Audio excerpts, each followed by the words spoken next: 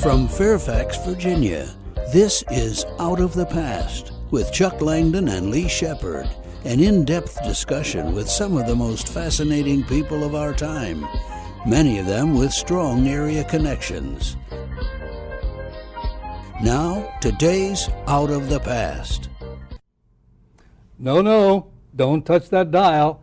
The old clock on the wall tells me that it's time for another exciting adventure on Out of the Past.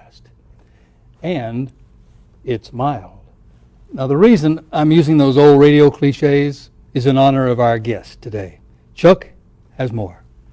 Lee, in the 1930s and 40s, in what was called the golden age of radio, our guest, Virginia Voss Scott, performed on the radio as a member of the famous Voss family singing group. The Voss family performed across the United States with many of America's biggest radio and television stars. In other words, you were one of the biggest stars of old radio. And tell us about being an actress and singer on old radio. What was it like in those days? Oh, my goodness. Tell you the whole thing? That would take forever, honey. Anyway, I started out as a youngish person, and I'm still going, honey, and I'll be 94 next month. And so I've been doing stuff all that time. Wow, well, that's Virginia, amazing. Your story started during the Great Depression.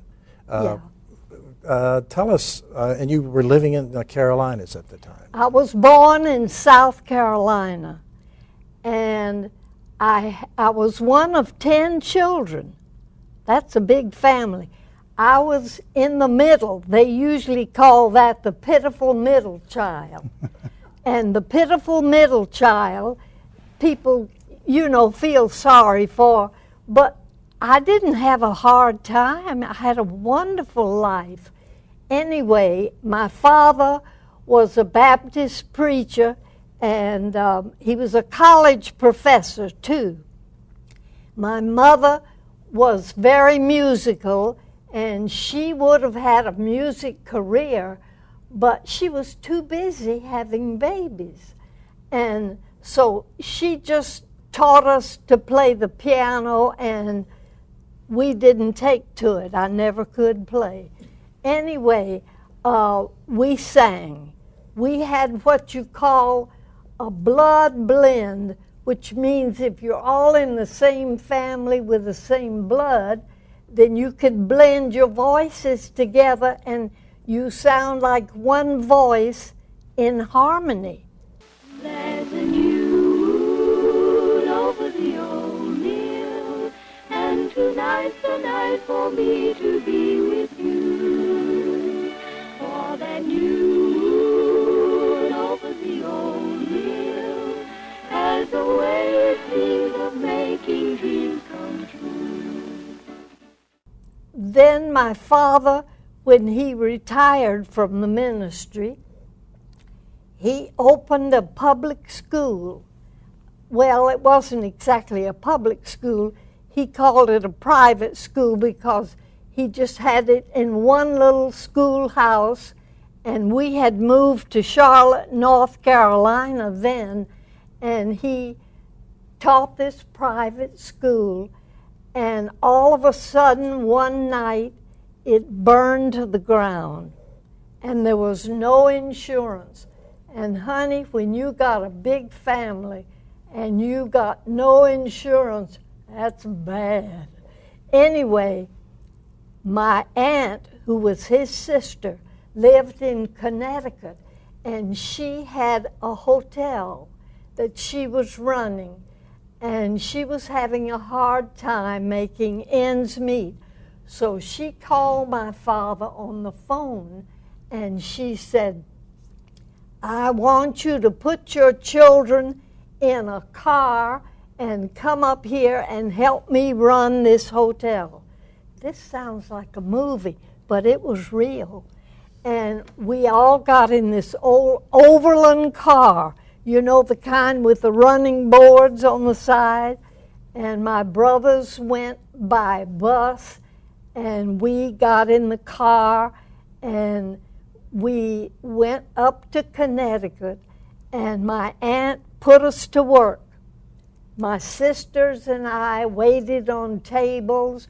My mother worked in the kitchen, my father in the front office, and we just loved it. It was a beautiful place. It was called Green Pastures. And we thought we'd died and gone to heaven, honey. It was the prettiest place you ever saw. So we were in the kitchen one night singing like we always did when we got together. And my aunt heard us, and she said, "I'm going to put you children on the radio." And sure enough, she took us into NBC because her place was close in Connecticut to New York. She took us to NBC. We sang some of the old Southern songs that we had learned all our lives, and they put us on the radio. And we sang together as a family for about 16 years in New York and Chicago and Hollywood, and it was wonderful. This was when you were on the Don McNeil Breakfast Club. Yeah, that's when we went to Chicago. We were on the Don McNeil's Breakfast Club. He was a wonderful man. He was so nice. And here he is, your Toastmaster, Don McNeil. Good morning, Breakfast Clubbers. Morning to ya. We woke up bright and early just a howdy do ya. First call to breakfast for all of you out there. America wakes, the Breakfast Club is on the air. He used to bring his kids on the program occasionally, and he one day he would drive us from the hotel into the studio because he just knew that we'd have to take the Chicago L, you know, which was like the subways, I guess, here. And he would take us in to do that. And he had so many people on his show.